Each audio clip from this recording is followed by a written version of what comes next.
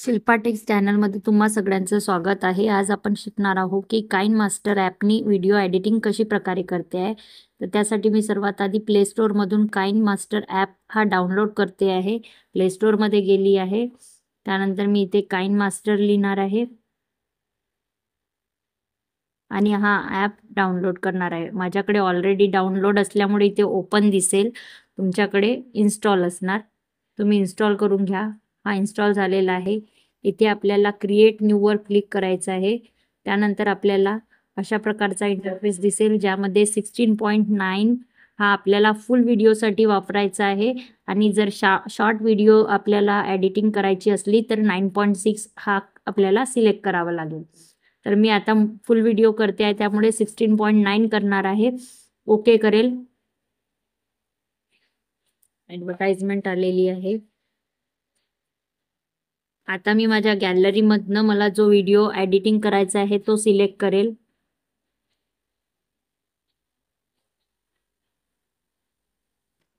हा ऑलरेडी याचा व्हॉइस मी रिमूव्ह केलेला आहे.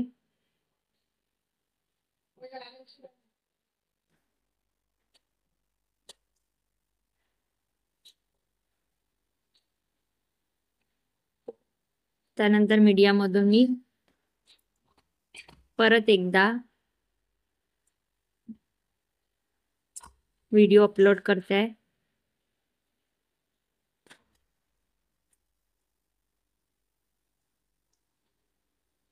अशा प्रकारे मी हा व्हिडिओ सिलेक्ट केला आहे.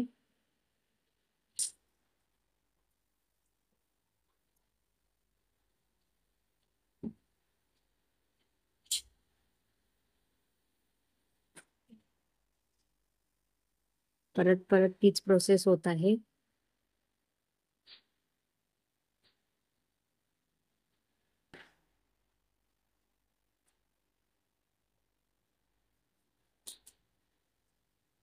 आता हा व्हिडिओ माझा सिलेक्ट झालेला आहे. त्या व्हिडिओवर मी क्लिक करेल आणि त्याची स्पीड कमी किंवा जास्त करून घेईल. 1x असेल तर स्लो होऊन जाईल, 2x असेल तर थोडी स्पीड जास्त होऊन जाईल. त्या प्रकारे मी स्पीड मला ज्या प्रकारे हवी त्या प्रकारे मी व्हिडिओची स्पीड करून घेईल. करताना आपल्याला व्हिडिओवर टॅप करून ठेवावं लागेल.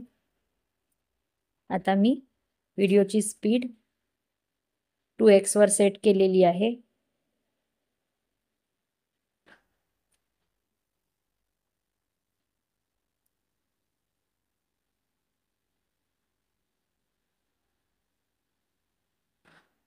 जर आपल्याला व्हिडिओमधला नॉईस रिमूव्ह करायचा असेल तर आपण नॉईस रिमूव्हर वापर करू, परंतु इथे मी तुम्हाला दाखवायसाठी नॉईस रिमूव्हर केलेला आहे. ऑलरेडी मी व्हिडिओमधला नॉईस हा रिमूव्ह केलेला आहे.